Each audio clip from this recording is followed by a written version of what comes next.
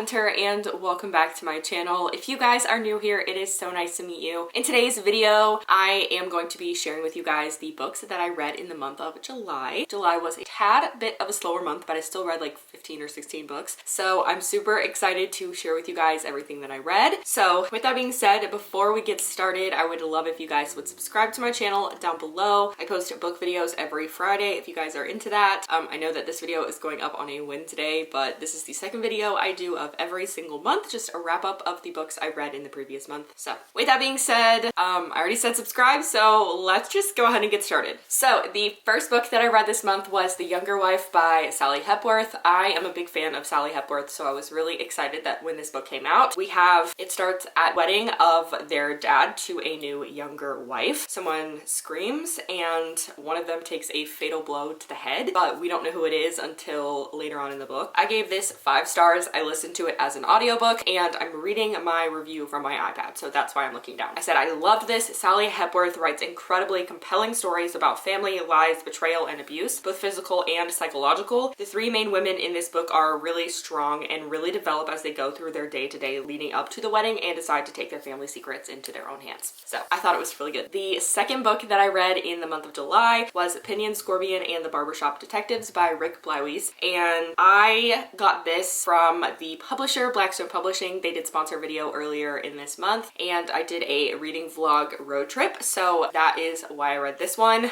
It is about Opinion Scorpion, who is the new detective in town. During a visit to a barbershop, he meets an interesting cast of characters who are ready to help him solve the town crimes. This book takes place in 1910 and I gave this book 4 stars.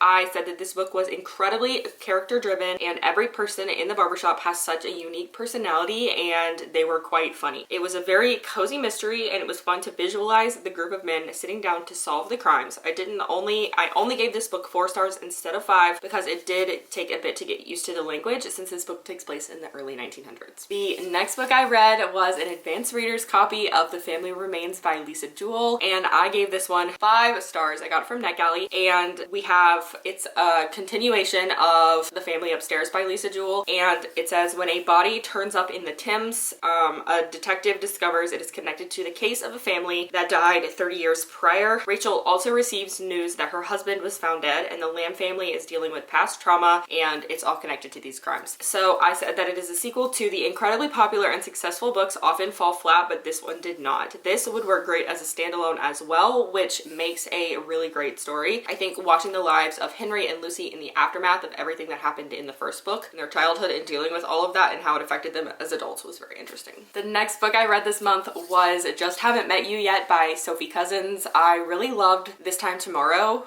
That's not it.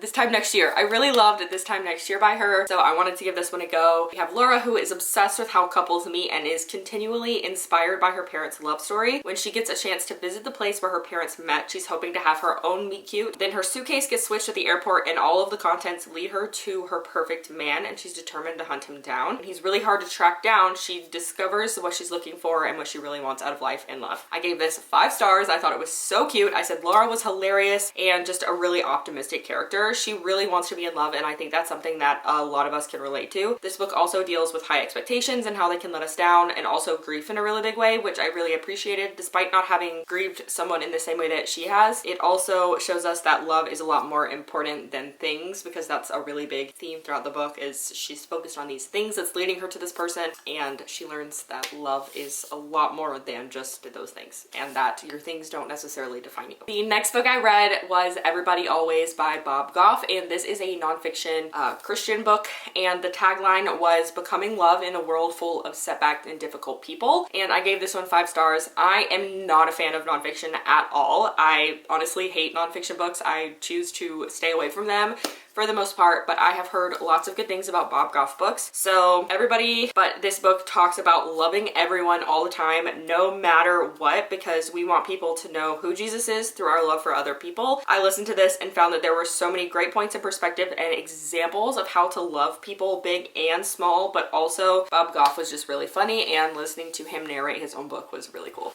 So I really enjoyed this one. I feel like sometimes we live in a world where it's really hard to love people that do not love us back or who are are different than us, who we just don't feel comfortable with, and he does a really good job of giving great examples of how to love people that are not like us, who are out of our comfort zone, and I really enjoyed listening to it. The next book I read was This Time Tomorrow by Emma Straub. This is about Alice, who goes to sleep on the eve of her 40th birthday and wakes up on her 16th birthday. While almost at 40, her life isn't terrible. She uses her 16th birthday as a do-over, as an opportunity to explore her what-ifs in life. She goes back and forth between present and her birthday, doing everything she can to make sure her life turns out perfect. I gave this 5 stars. I really loved that this explores grief, and not just the loss of people, but also grief of the life you wish you had led, and also the life that you thought you wanted. Also, I think it's a great lesson that you can change every single thing possible, but you can't make choices for other people, and that life, regardless of any choices you make, will never be what you expect, and it will never be perfect, no matter what decision. So I really enjoyed that, and I thought it had a really great message. The next book I read was a Kindle Unlimited read, and it is In the Weeds by B.K. Borison. It is about blogger Evie, who is tired of her life and sees straight through the influencer lifestyle. She goes back to an old job site and an old fling where she struggles, where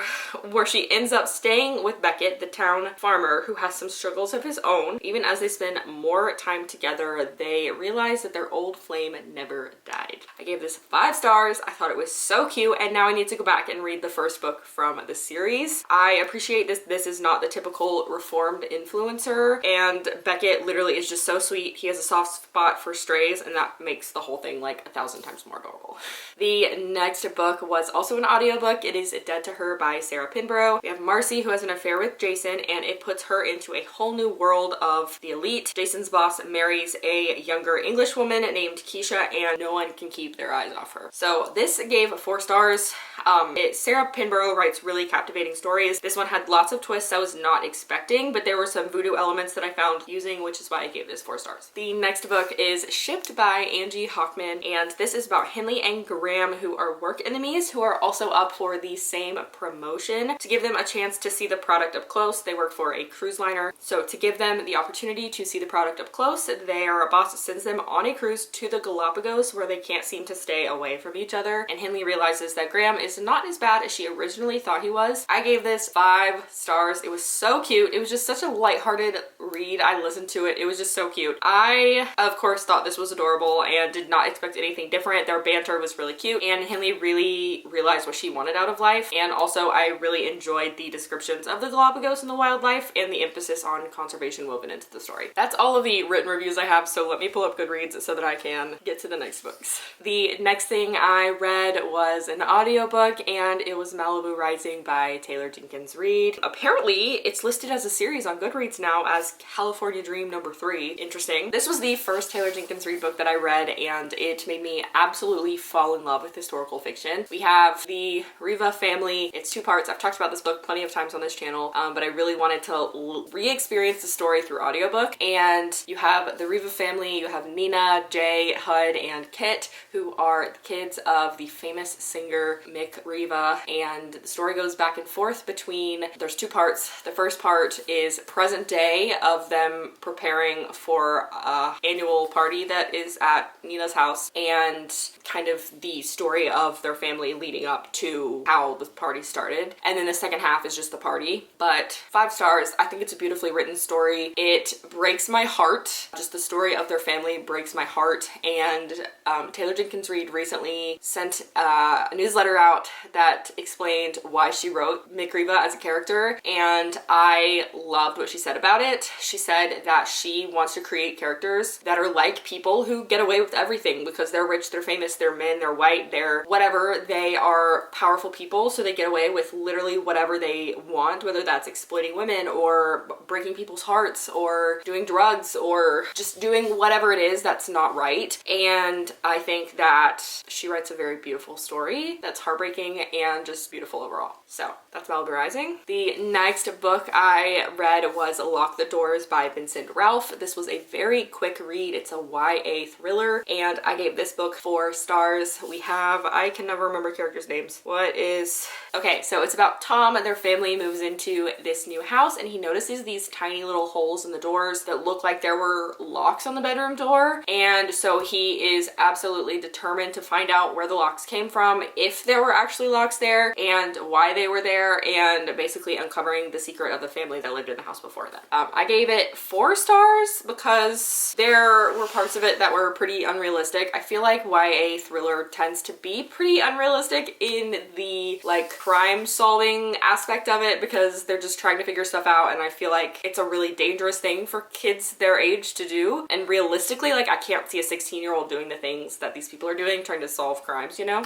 So that's the only reason why I gave it 4 stars, but overall I thought it was a pretty compelling story, and I definitely was shocked by the plot twist. The next book I read was Wait For It by Jen McKinley, and I really enjoyed this. I had not heard much about it, but I saw it on Amazon and I thought the cover was adorable, so I decided to borrow it from the library. Wait For It is about Annabelle, who moves to Arizona after living in a wintry Boston, and she kind of just needs a break from her life, so she starts working at this really awesome graphic design firm, and she is living on the property of a man named Nick, and she thinks he's this old crotchety man who doesn't want to deal with people who, you know, whatever, and she is determined to win him over, and you know what happened. You know what happened. I gave this one 5 stars. I thought it was so cute. Annabelle is just determined. I loved the talk of graphic design because that is my training by trade. I have a degree in digital media, so I know lots about graphic design. So it was really fun to read about that, and I thought that Nick was just a really sweet character who was grumpy at first. This is definitely Grumpy Sunshine kind of story, and I think Grumpy Sunshine is really cute because he is like a I hate everybody but you kind of person, and I don't know, all of those like tropes put together into one was just really cute. I really enjoyed it. Next we have The Twin by Natasha Preston. I am a big fan of Natasha Preston. They are YA thriller, but I find them to be actually quite good, and I have read a lot of her books. I think this is the newest one that's come out. Oh no, just kidding, this one came out in 2020. But it is about these twins. We have Ivy and Iris.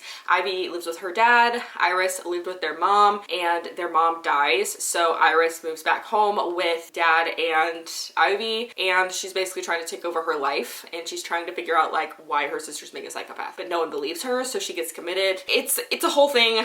I gave it 4 stars because I didn't like the ending, but it was very unexpected, and I thought it was pretty fast-paced, so overall I was a fan, but I didn't like the ending, so that's why I gave it 4 stars. I feel like I never like Natasha Preston's endings, if I'm being honest. Almost never do I like the endings. But anyway, the next book I read, I actually listened to because I've tried to physically read the book so many times, and I just had the worst time, was, wait for it, The Great Gatsby by F. Scott Fitzgerald. I know everyone and their mom read this book in school, but I did not. For some reason, none of my English teachers ever had me read this book. So I listened to it on audiobook for the first time, and I'm not gonna lie, I gave it 3 stars. I'm sure if I guess I just don't appreciate it as much as other people do. If you guys don't know what The Great Gatsby is, it's 1920s. This man, I'm just gonna read the Goodreads description. The Jazz Age, the story of famously wealthy Jay Gatsby and his love for the beautiful Daisy Buchanan, of lavish parties on Long Island at a time when the New York Times noted gin was the national drink and sex the national obsession. It is exquisitely crafted tale of America in the 1920s. The Great Gatsby is one of the great classics of the 20th century literature. IDK. I don't know.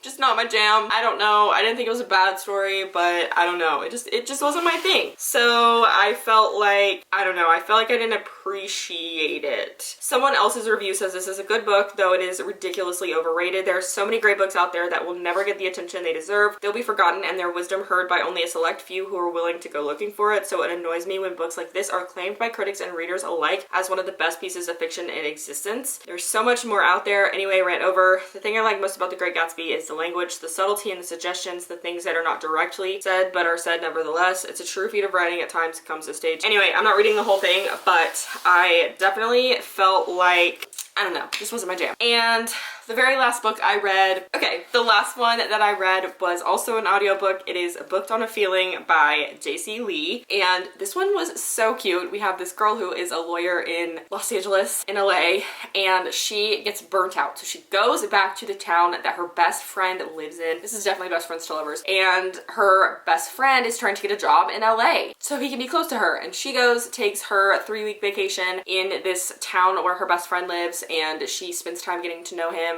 Not getting to know him, but spending like non-stop time with him. And it's just so cute. It's so cute. They both have feelings for each other.